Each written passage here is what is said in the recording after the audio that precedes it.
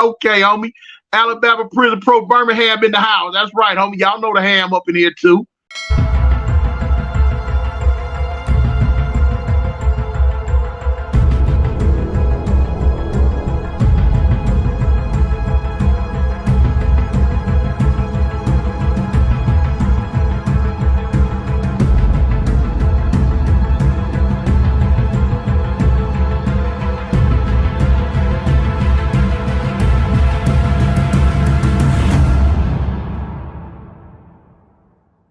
DC, Alabama Prisoner Profiles, the voice checking in, man. Make sure y'all mess with all the socials I got down in the description. Make sure y'all leave a like. Y'all leave a comment. I don't care what you comment. You know what I'm saying?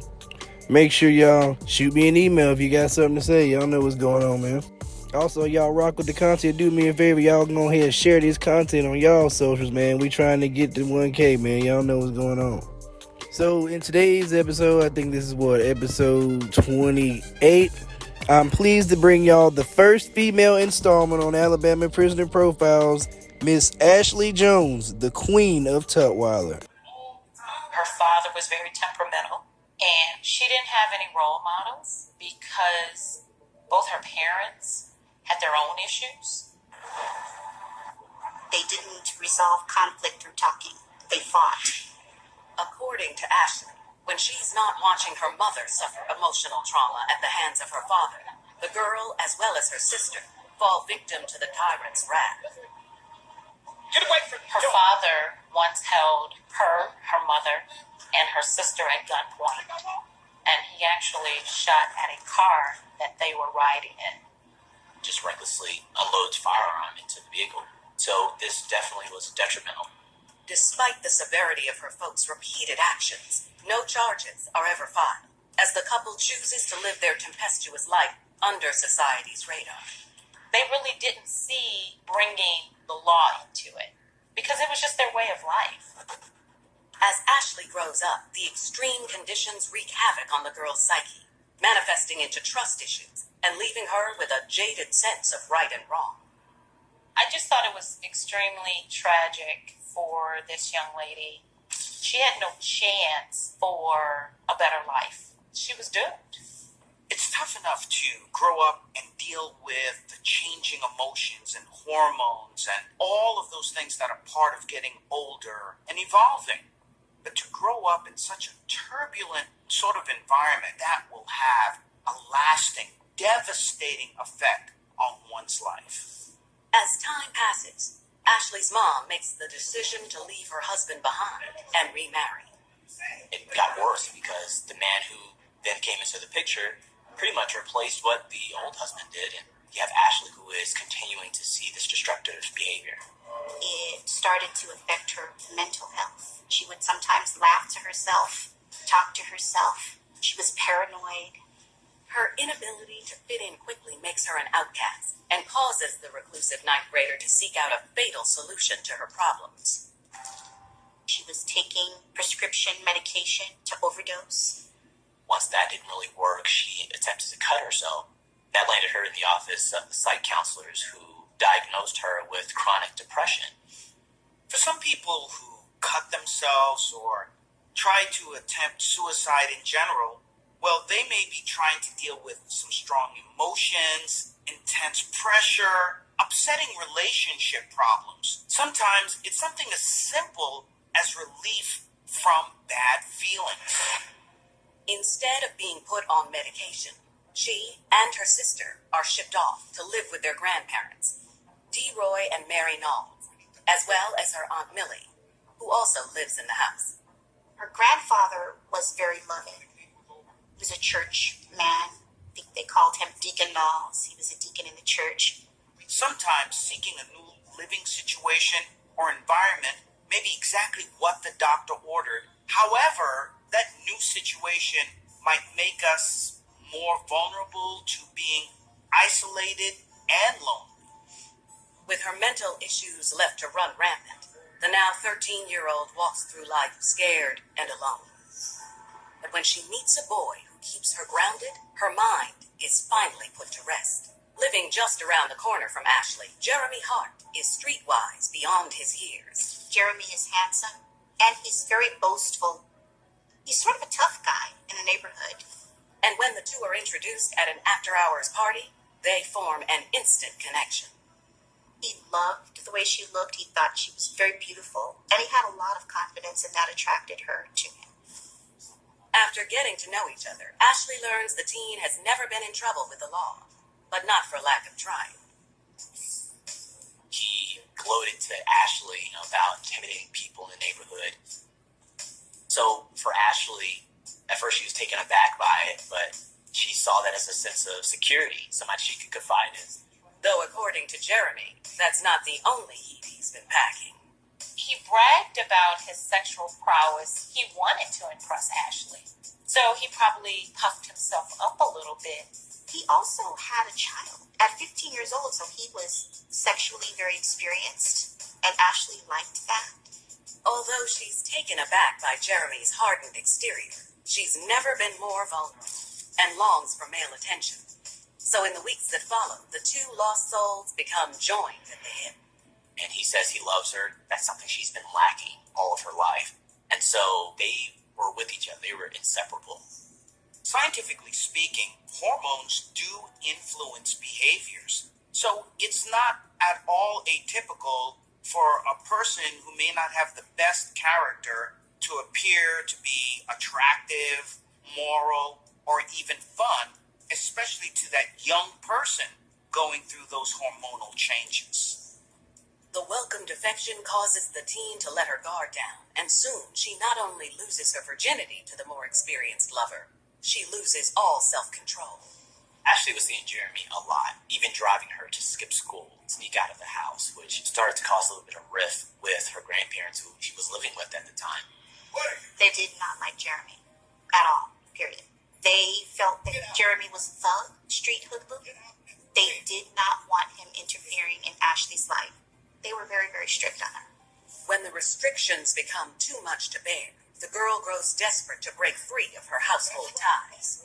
She didn't want to go to foster care. She didn't want to become a ward of the state. She wanted to be with Jeremy. And when the couple maps out a macabre way to make that happen, the impressionable teen is all in. Jeremy and Ashley tortured that family. She was willing to do anything to make sure they were together. Interesting, right? I had to drop that clip on y'all from that TV1 special they had on the case a couple years ago. Troubled upbringing, as you can see. Young girl, she meets Mr. Jermaine, whatever, you know what I'm saying? Hart, right? I'm a street nigga for real, baby. I'm a street nigga. You know what I'm saying? What Young Nudie said, you know what I'm saying? Like, baby, I'm that. You know what I'm saying? I ain't really worried about nothing. You know what I'm saying? He sees I'm really out here. You know what I'm saying? I'm really out here doing, you know what I'm saying, crime. I'm really out here fucking, you know what I'm saying? I'm really out here, you know what I'm saying? Really out here getting it in. You know what's going on, baby. You know what I'm saying? Impressionable, you know what I'm saying? Right? Just, oof. You know what I'm saying? I'm really out here doing hits and shit, smoking on dead ops and shit. I'm really out here, baby. You know what I'm saying? So, as y'all will come to learn soon here, grandparents didn't approve, as y'all just saw, and you going to see why. I'm finna go ahead and hop into some of the facts, or all the facts of the case, and disclaimer before, like I said, this is probably the gnarliest story we done presented to y'all, and it's about a woman. So all females, stand up. Y'all know what's going on, man. Y'all stood up to the Alabama Department of Corrections when the males wouldn't, man. Y'all know what's, hey man, shout out all my females. All right, jumping into the case, here are the facts. It says Jeremy Hart, who celebrated his 16th birthday a few weeks, pause, this is from the appeal. Their facts of their case pretty much mirror each other in both of their appeals. Celebrated his 16th birthday a few weeks before these crimes, and his 14-year-old girlfriend, Ashley Jones, apparently planned to kill members of Ashley's family because her family did not approve of Ashley's relationship with Hart. Ashley and her 10-year-old sister, Mary Jones, lived with their grandparents, 76-year-old DeRoy Knowles and 75-year-old Mary Knowles. One of DeRoy and Mary's daughters and Ashley's aunt, 30-year-old Millie Knowles, also lived in the house. So late in the evening on August 29, 1999, DeRoy was in the den watching television. His daughter, wife, and younger granddaughter were asleep in their rooms. Ashley let Hart into the house. He was armed with DeRoy's .38 caliber pistol, which Ashley had given him earlier. Ashley and Hart entered the den, and Hart shot DeRoy twice in the face. Pop, pop. DeRoy did not die immediately. He stumbled toward the kitchen.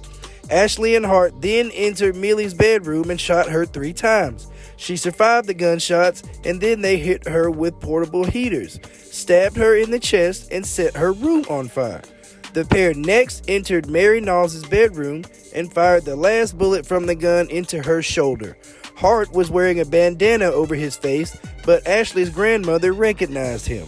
Hart also identified himself to Mrs. Knowles. The fuck? Ashley and Hart returned to discover that DeRoy was alive.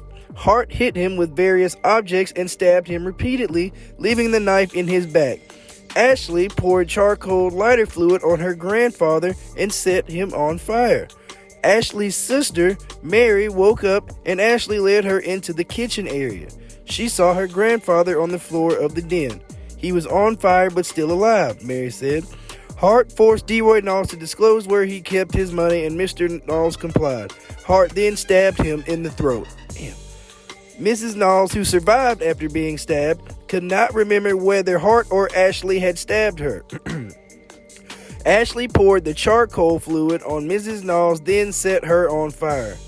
Ashley and Hart watched Mrs. Knowles burn, and Hart urged Ashley to pour more of the flammable liquid upon her.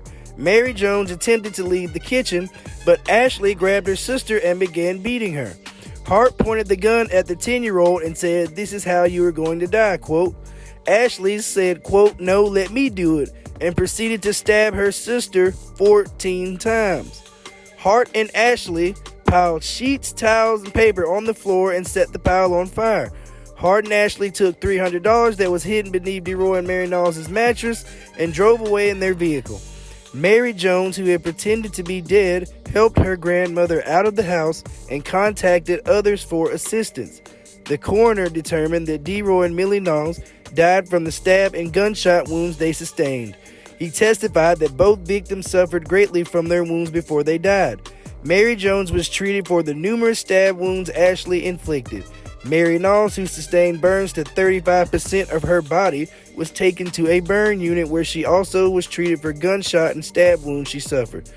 She was hospitalized for weeks, received skin grafts, and underwent extensive rehabilitative therapy. Hart and Ashley Jones were arrested the next morning at a hotel room. They say it was a Red Roof Inn. The Knowles' vehicle was in the parking lot of the hotel.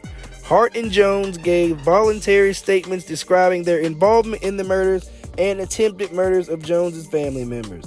Lord have mercy, I want to say, first of all, condolences to those family members whose lives were lost and those injured in these attacks. People do some crazy shit for love. This is unnecessary, obviously. Young people, I hope you're paying attention right here. You know what I'm saying? Split-second decisions. People don't think past them all. So what was the plan after that? You know what I'm saying? After you pull off in the, you know what I'm saying? Craziness. All right, moving on and up to sentencing, right? It says, a Jefferson County grand jury indicted Jones on January 14, 2000 on 2 counts of capital murder, each for the murder of her grandfather and her aunt, and with 2 counts of capital murder for attempting to kill her grandmother and her sister. The cases were consolidated for trial. After a hearing, the trial court denied the petitioner's application for youthful offender status. A jury trial was held on March 2nd, 2001. The jury convicted Jones of each count, including 4 counts of capital murder. Following a sentencing hearing, Jones was sentenced to life imprisonment without the possibility of parole on each of the capital murder indictments and to life imprisonment on each of the attempted murder indictments. The sentences were to run consecutively. Lott, speaking to police, Jones admitted that we both, quote, stabbed her grandfather. She explained further, quote, we shot Millie second. Me and Jeremy just started shooting her, and then when I went back in there and she was still breathing, so I hit her on the head with the heater and stabbed her in her heart, and she just started coughing up blood. According to the prosecutor, Laura Poston, Ashley Jones displayed no emotion throughout the trial. Quote, sociopaths can, however, be in the form of a 14, now 15-year-old petite girl with a pretty face who can sit all week in a courtroom, look at pictures of her dead grandfather and aunt, listen to her sister cry as she recounts the horrors of that night, and not shed a tear. The first time Ashley showed any emotion about what happened that night was when the jury read the verdicts finding her guilty of 2 counts of capital murder and 2 counts of attempted murder. She cried her first tears. Judge Gloria Bacall noted in her sentencing decision that Jones did not express genuine remorse for her actions. The judge continued, although she apologized at the prompting of the court, her words were hollow and insincere. Furthermore, it was brought to the attention of the court that while awaiting her sentencing, the defendant had threatened older female inmates in the Jefferson County Jail by telling them that she would do the same thing to them that she had done to her family. Now, goddamn, you see how these people will paint you out to be, you know what I'm saying? It is these folks' jobs to make you a monster no matter what the fuck you did. Now, you standing on business like that in the county jail, goddamn, you know what I'm saying? I mean, shit, it looks like she was showing emotion, but them pictures are from the sentencing. So, I guess they're saying that's the first time she showed any emotion at all. Very, very sad.